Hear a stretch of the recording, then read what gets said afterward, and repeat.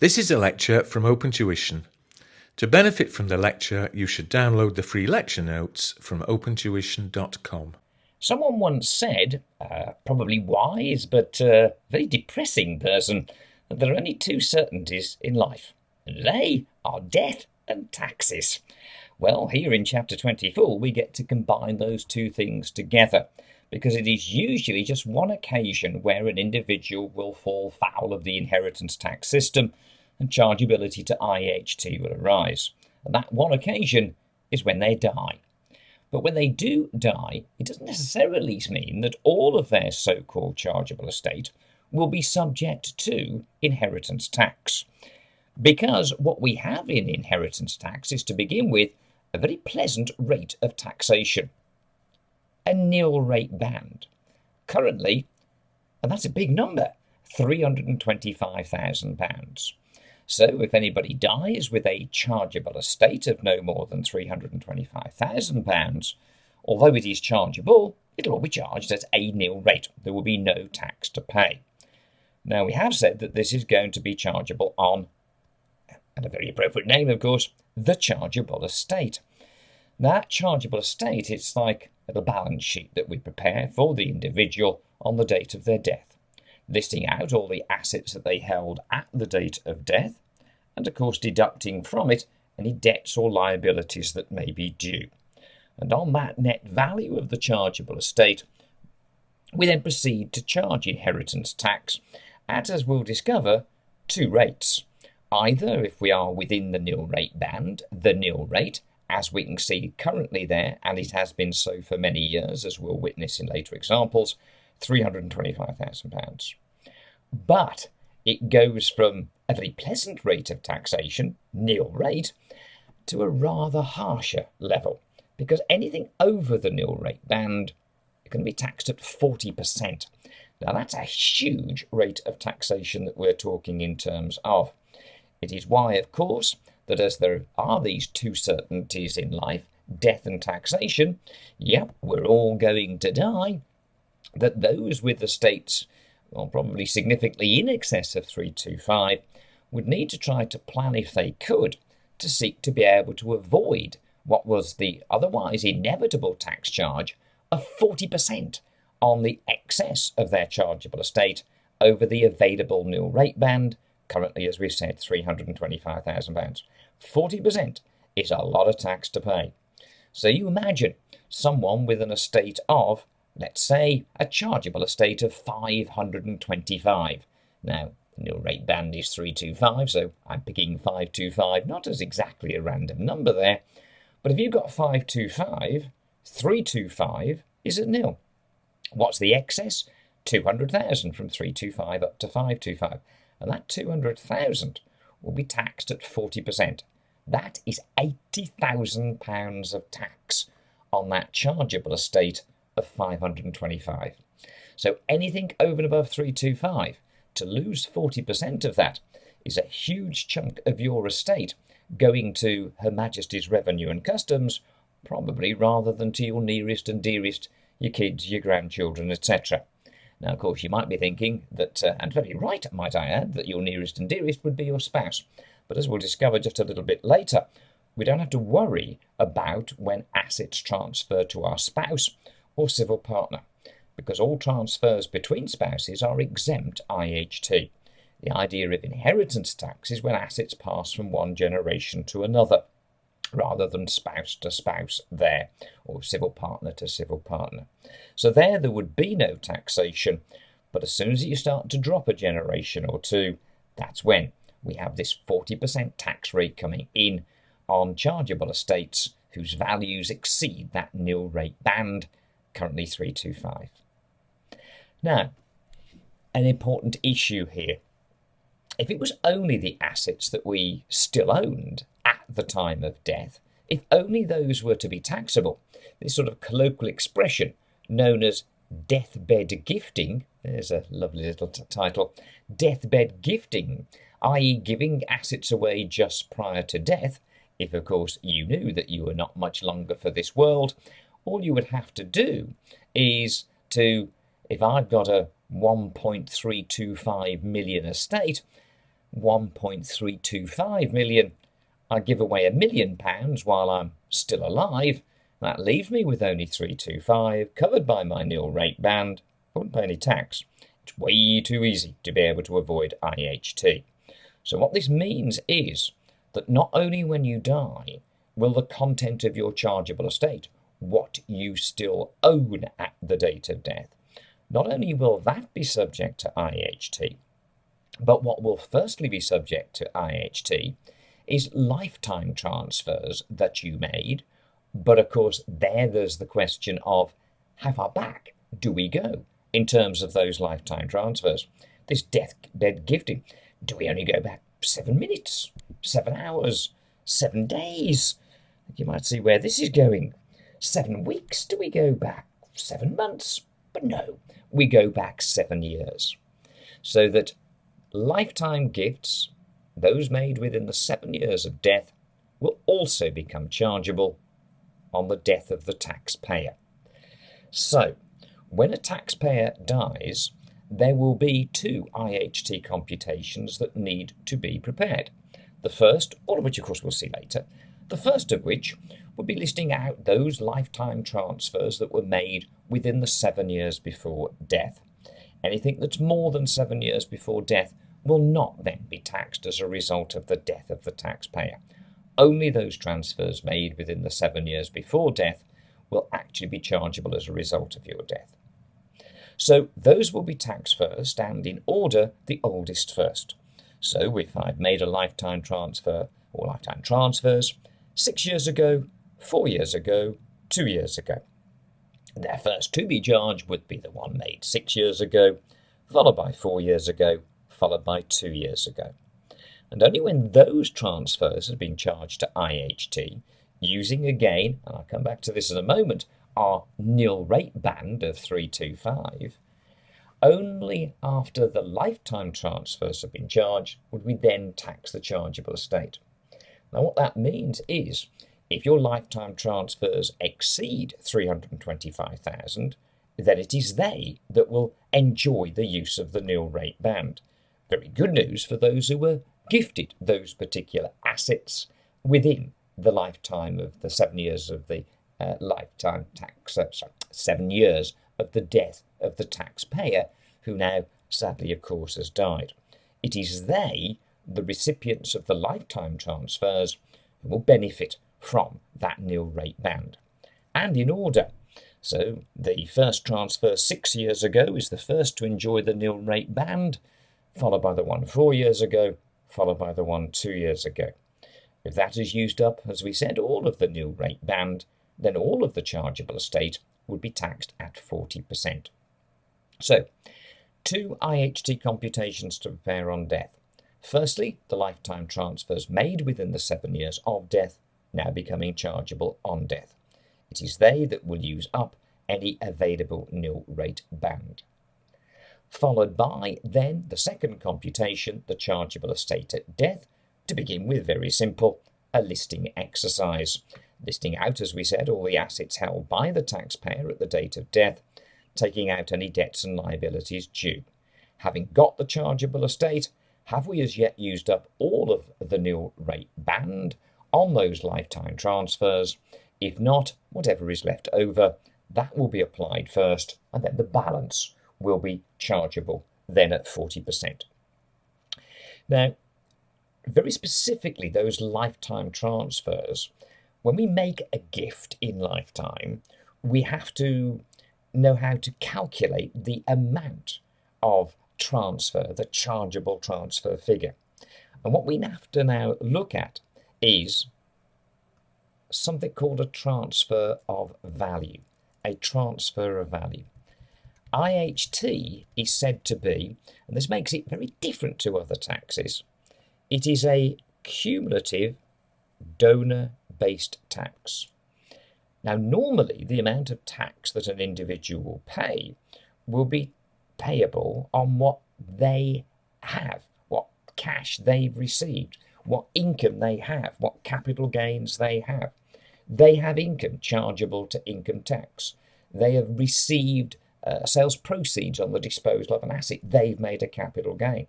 So the tax is always on the recipient of the income, the recipient of that gain. But here, IHT is a cumulative donor-based tax. And for it to arise, an individual must make a transfer of value, i.e. a gift, computed as the loss to the estate of the donor. And what that basically means is the difference in the estate value before and after the gift of the asset. So, cumulative donor-based tax. The amount of any tax that may be payable on any transfer is nothing to do with the recipient, it is everything to do with the donor. Now that's specifically relevant re the use of the nil rate band. As we've just said, and we're going to see very soon an example that will illustrate this, that if I make a transfer 6 years before I die of £200,000, that will be covered by the nil rate band. So the recipient of that 200,000 will have no tax to pay. But then I make a gift to another person 4 years before I die. Now then, it's a cumulative donor-based tax. So I've already used up 200,000 of my nil rate band. Out of 325, there's only 125,000 left. So the second transfer only gets 125,000 nil rate band, and 75,000 of the 200,000 gift is then at 40%. And then I do another 200,000 gift 2 years before I die. Well, my cumulative total so far in the 7 years before death, 200 plus 200 is 400. So that's used up all of the nil rate band. So the next 200 is going to be fully taxed. 3 different people, maybe my 3 kids there, are given £200,000 to gift 1 6 years ago, gift 2 4 years ago, and gift 3 2 years ago. And what happens, therefore, different amounts of tax are payable. The first gift of 200,000, no tax because it uses up the nil rate band. The third gift, all of the 200,000 is taxable at 40% because by then the nil rate band has been fully used. So it is a cumulative donor-based tax. It has nothing to do with the donee, the person receiving the gift. Each of my 3 kids there has received, before taxation, a gift from me of £200,000. And yet the amount of tax that then falls due, sadly, as a result of my death within 7 years of making each of those gifts, the amount of tax is very different. All of which computations, don't worry, we will see in these further notes. So IHT, cumulative donor-based tax. Nothing to do with the personal circumstances of the recipient, the donee. The amount of tax has got everything to do with the circumstances of the donor and how many cumulative transfers have been made. Here, at this point anyway, in the 7 years before death. But I just gave you a figure of £200,000 as the transfer of value. We've actually got to work that out ourselves. Now, again, it is, as we say here, the difference between the value of the estate before the transfer and the value of the estate after the transfer, after the asset has been gifted. Now, in most cases, it's a very obvious figure. The transfer of value will equal the market value of the asset being gifted. Again, as we suggest here, I give away cash of £100,000. I had cash of £100,000 before the transfer. I haven't got it afterwards. It's very clearly £100,000.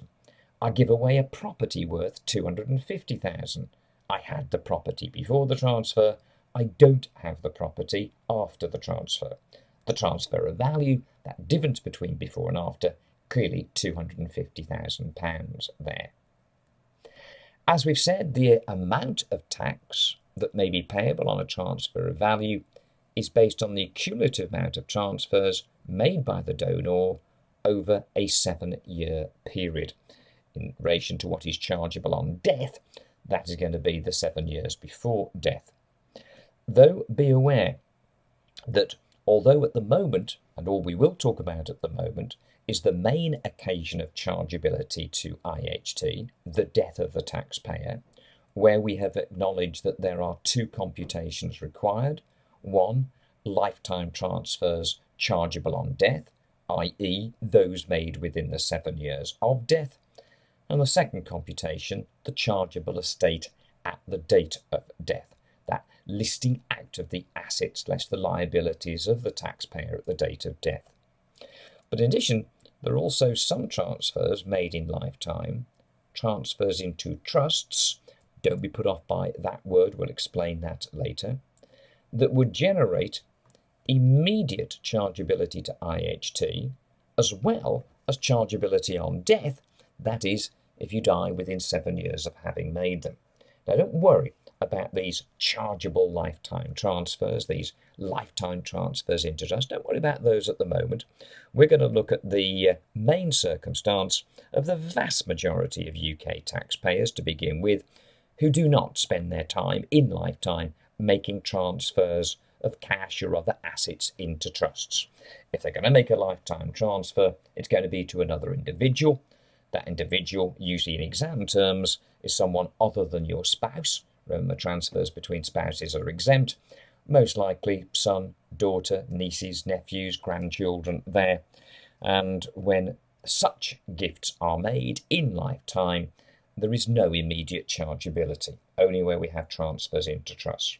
But it does set up the situation that by the end of this chapter, we're going to have to be able to deal with, in lifetime, immediate chargeability to IHT, only if we've made transfers into trusts. If then you have died within 7 years of having made either transfers into trusts or to other individuals other than your spouse, they now become chargeable on death. Therefore, we need to be able to compute the IHT on such transfers. And finally, the chargeable estate at death, as we keep saying, just that listing exercise of what you held at the date of death, less any debts and liabilities due at the date of death. Now then, to come back to this transfer of value, usually it's just the market value of what is being gifted there. That's the usual situation. The cash of 100,000, the property worth 250,000 there. But with certain assets, and most notable of all, shares in unquoted companies, the transfer of value may be considerably higher than merely the market value of the asset being gifted. We've got to measure it as the difference between what the taxpayer had before the transfer and what he had after the transfer. And the reason why this is the case is when we look at unquoted shares, there is no single share price that will apply to all shareholdings. If you have shares in an unquoted company, the value per share is a function of the level of shareholding that the taxpayer has. The bigger the shareholding, the greater the degree of control that person has over the company, then the higher value, the higher price per share that will exist. Again, if, for example, if you were offered a 1% interest in an unquoted company, where the other 99% is owned by various members of the same family, not yours, would you be interested in buying into that 1% interest? Answer, no. Who wants it? What can you do with that 1%? You can have got no degree of control. Something is worth only as much as somebody is willing to pay for it. That 1% would have a very, very low price per share. But what about if you were offered 51% of that company? Would you be interested in that? Oh yeah. If you've got 51%, then you control that company. Therefore, the value of a 51% interest in the company, do you think that that is 51 times what is the value of a 1% interest in that company? I don't think so. It's got to be hugely greater than that. Now, again, at the end of the day, you don't have to here wonder about how these share values will come about. All you've got to do is use the information in the question to compute the required transfer of value. So we've got an example here. A owns 60% of the shares in A Limited. A Limited has 100,000 £1 ordinary shares in issue. So A has got 60,000 shares. He's got 60% of the 100,000. And then we see what would be said to be agreed share valuations with HMRC at different levels of shareholding, starting at a 20% shareholding where it's merely £10 per share, and going up to 80% where you have absolute control. You got more than 75%, you remember from your company law there, that can give you effectively absolute control. That if you've got 80%, it's then £40 per share. And in between, as again the shareholding go up to 40, to 60, eventually to 80, so too does the share price go up, from £10 per share to 15 to 25 to £40 per share. Now, you don't have to wonder where they come from. What we've got to be able to do is to use them to compute this transfer of value. So we've got to compute the transfer of value now in two circumstances. If A were to die, leaving his shares to his daughter. Right.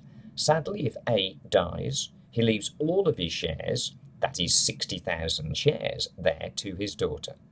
60,000 shares, as we know, is a 60% interest. What is the price per share? It is £25 per share. So if A died owning his 60,000 shares, that 60% shareholding, they'd be valued at £25 per share, 60,000 shares at £25, a value of 1.5 million would be listed regarding those shares within the chargeable estate at death. That's an easy calculation, because when you die, the transfer of value, remember, the difference between what you had before the transfer and after the transfer, is a very simple one. Before the transfer, before the date of death, he owned 60,000 shares. As a result of death, he owns nothing after that. They've all gone to the beneficiary. So the before and after is the entire shareholding there, the 60,000 shares. What is way more interesting is where we have a lifetime transfer. And it's here that it would be tested in terms of your exam, almost certainly. So here, alternatively, if A were to make a lifetime gift of 20,000 shares to his daughter, how do we value that for purposes of inheritance tax? Right. It says here, if you were to give 20,000 shares in lifetime transfer, the transfer of value would not be based on the value of a 20% interest, i.e. £10 per share, because we're not valuing what is being transferred. For IHT purposes, we are taking the difference in value between what the taxpayer had before the transfer, which here is 60,000 shares, before 60,000 shares, that is a 60% interest, that would be valued at £25. As we see, if he died owning those shares, they'd be worth 1.5 million. So before the transfer, he owned 60,000 shares, that's a 60% interest, and they're valued at £25 a share. After the transfer, he's given away 20,000, he's got 40,000 shares. That is a 40% interest. A 40% interest, therefore, has a price of £15 per share. 40%, 15. 40 times 15, 600,000. £900,000 is therefore the transfer of value. Now that is a darn sight higher than the market value of the asset being gifted. The market value of the asset being gifted, that was 20,000 shares, that was valued at £10 times £10, that would be £200,000. Look at the difference. The market value of what has been gifted, 20,000 shares, is 200,000. But for IHT purposes, the transfer of value is the difference between what the taxpayer had before the transfer and what he has after the transfer. And that is a whopping great big £900,000 figure. Now, Here we're dealing with IHT, but when you come to chapter 26, we'll talk about tax planning situations that are now venturing into our F6 examination, and what you might have to discuss and advise a taxpayer about in their lifetime are the tax consequences of gifting 20,000 shares in the company here, A Limited, to his daughter. And what we would then be able to deal with is not just one tax, but two. Both, as they're known, capital taxes, CGT and IHT here would be involved. We're looking at IHT now, so let's just remind ourselves what we have. For IHT, we have a transfer of value made in lifetime that amounts to £900,000. At that point in time, there'd be no chargeability to IHT. It would only become chargeable to IHT if he dies within, what was the period? 7 years. If he does die within 7 years, the transfer of value becoming chargeable to IHT is £900,000. But that will only happen if he dies within 7 years. Live for more than 7 years, there'll be no such IHT charge. But at the time the gift was made, he gave away 20,000 shares there to his daughter. CGT is involved. Capital gains tax, remember, arises where there is a chargeable disposal of a chargeable asset by a chargeable person. That was the basic definition that gave rise to chargeability to CGT. And we learnt at that point in time that a gift represents a chargeable disposal. Chargeable disposal doesn't just occur for CGT purposes when you sell something, but also when you give it away. And if you make a gift in lifetime, what therefore do you use as the basis for calculating your gain?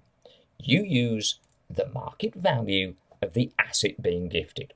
So for CGT purposes here, the asset being gifted is 20,000 shares. How do we value 20,000 shares, i.e. a 20% interest in the company? At £10. That therefore would give you a disposal consideration for CGT purposes of £200,000. So that would feed into a capital gains tax calculation. Now, I don't know how much of your CGT you now remember, but this is when life gets really interesting in terms of a scenario, what is now a multi-tax scenario. Both capital taxes are involved, because at the time you made the gift, something you're used to from CGT, a gift is a chargeable disposal, a capital gain is computed based on market value, the market value is 200,000, take away the cost, and you've got the chargeable gain. Will that chargeable gain then be subject to tax? Well, it's possible that it may. It's equally possible that it may not. Because depending on what type of asset is being gifted, can you remember a relief that was available when you made a gift? Can you remember a relief that was available when you made a gift there? So I'm hoping you're getting the idea that gift relief was available. And you may or may not recall, if you don't, go back and check it out in the CGT reliefs chapter, that assets that qualify for gift relief would include shares in an unquoted trading company.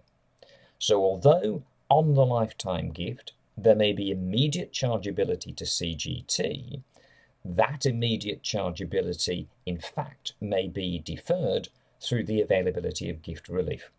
But do remember, you don't get gift relief in CGT just because you give an asset away.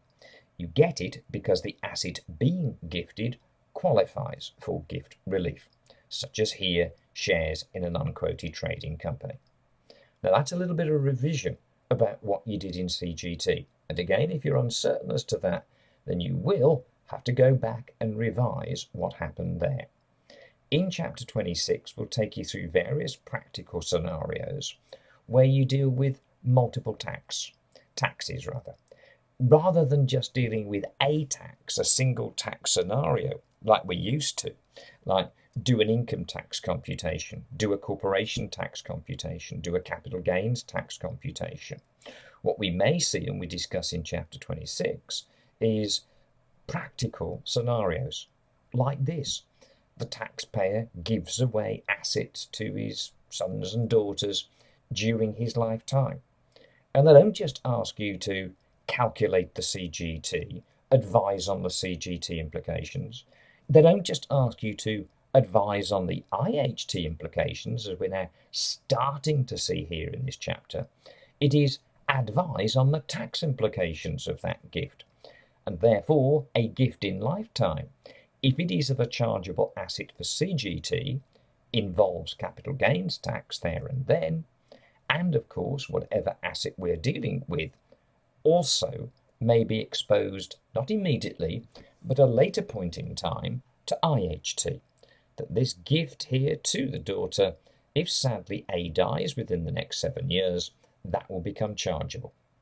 And if it does become chargeable, we will not be using as a chargeable figure the market value of the shares being gifted, that 200,000 that we just computed there, but we will be computing for IHT this, the transfer of value here.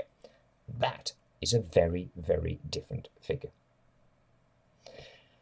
A transfer of value will arise by the gift of an asset either in lifetime and or on death. For most taxpayers, as stated above, their only transfers of value will arise as a result of their death.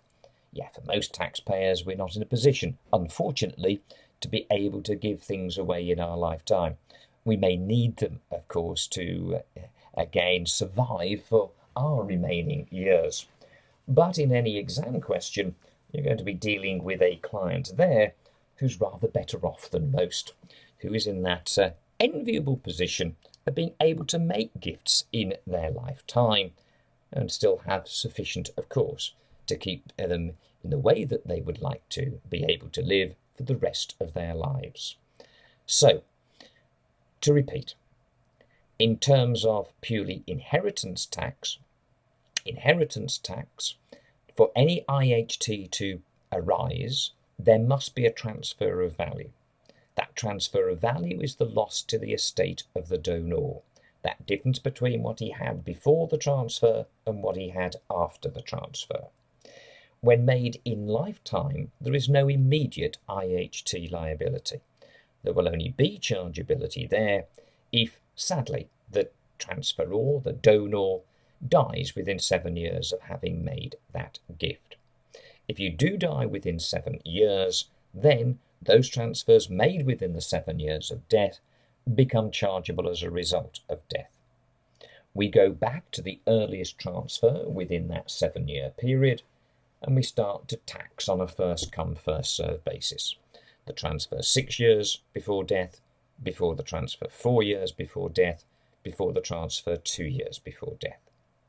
The importance of that is the available nil rate band, that we do not start to pay tax at 40%, the main IHT rate, on all transfers made. We have to begin with an available nil rate band of £325,000. What that means, therefore, is that those lifetime transfers made will enjoy the use of that nil rate band on a first-come, first-served basis. The one made 6 years ago before death will use the nil rate band before the one 4 years ago, before the one 2 years ago. And all of them get to use the nil rate band before any that may remain would be available to go against the chargeable estate at death. The chargeable estate at death, what is that? It is a list of the assets held by the taxpayer at the date of death, less any debts and liabilities. So, the death estate, as we have said. On death, the assets owned by the deceased are valued and included in the death estate. We also take out, of course, the value of the estate will be reduced by any legally enforceable debts due at the date of death. For example, credit card bills, funeral expenses, and we'll reduce it by any exempt bequests. Exempt bequests, as you'll see here, one we've already mentioned, your spouse or civil partner there. There are others, but that's the only one that we need to be aware of so far as our syllabus is concerned. Couple of valuation rules to be aware of in terms of the death estate. A property is a usual part of that death estate, and if the property that is held by the taxpayer in the estate is mortgaged, then that mortgage will reduce the property value if it is said to be either a repayment mortgage or an interest-only mortgage. Again, you don't have to worry about what these terms mean, but if you were told that something called an endowment mortgage existed on the property, then that mortgage would not be deducted, as they are repaid on death by the life assurance part of that mortgage. Now again, you don't have to know that. All you have to know is that if in the death estate there is a property owned by the deceased that was worth £400,000 and upon which there was either a repayment mortgage or an interest-only mortgage of £100,000. Remember, a mortgage there, sorry if you're not familiar with that term, you borrowed that amount from a bank or other financial institution to allow you to buy the property there. There's few people who can afford to go out and buy one for cash there. So we bought it by means of borrowing from a bank or building society, indeed, as we would know them in the UK, or any other equivalent financial institution. So if you've got a property worth £400,000 with either a repayment or interest-only mortgage of £100,000, the inclusion within your chargeable estate, 400 minus 100, the net value of £300,000, is included in the chargeable estate at death. If, on the other hand, it was said to be an endowment mortgage, then there is no deduction of the £100,000 mortgage. You would put a note to the examiner, if it's other than, of course, than an objective testing question, which it probably will be, to be fair, but if it was a written exercise there, you'd explain that the endowment mortgage there is not to be deducted from the value of the property in terms of computing the value to include within the estate at death. Okay. Other issues about content of the estate at death include the proceeds of any separate life assurance policy on the deceased's life. They'll give you two figures, most likely. That will be the proceeds, which is the figure you want, but they'll also give you the market value of the policy at the date of death. Now, you'd think market value at the date of death, that's what you'd include. No, it's the proceeds. So we're offered those two figures on a life assurance policy on the life of the taxpayer. It is the proceeds that goes into their estate, not the market value. Okay, to sum up, therefore, when we deal with IHT, the usual circumstance is we're dealing with the death of the taxpayer. On the death of the taxpayer, two main IHT computations will be required. Firstly, the lifetime transfers chargeable that now become chargeable on death, only those made within the 7 years before the date of death. They are taxed separately and individually, going back to the earliest such transfer within that 7-year period. I trust by now you remember the 6 years ago, 4 years ago, 2 years ago lifetime transfer order. And we'll see that in terms of an example, well, what will be in our next lecture together on IHT. After and only having dealt with those lifetime transfers to begin with, and having therefore applied on a chronological, on a first-come, first-served basis, the so-called available nil rate band, do we then, as a second and separate computation, list out the assets held by the taxpayer at the date of death, less any debts or liabilities due at the date of death, in what we head up as the chargeable estate at death. If the lifetime transfers in the 7 years before death did not exceed £325,000, then whatever remains of the nil rate band is firstly available against the chargeable estate. The balance of it will then be taxable at 40%. The amount of tax that is payable in relation to our lifetime transfers, and indeed the death estate, It's got nothing to do with where those assets go to, the beneficiaries, the donees of any lifetime gifts, the amount of any tax that may be payable on any such transfer is everything to do with the donor. IHT is a cumulative donor-based tax. Okay, well, that's our basic introduction so that we've set the scene in relation to chargeability to IHT. What we'll be able to do in our next session together is to look at the details of those lifetime transfers. What happens where we do make gifts 6 years ago, 4 years ago, 2 years ago? What happens then on death when it's within 6 years, 4 years, 2 years of the date of death? And how do we tax the death estate? And how do we apply that nil rate band there? All of that in exercises to be seen in our next session together.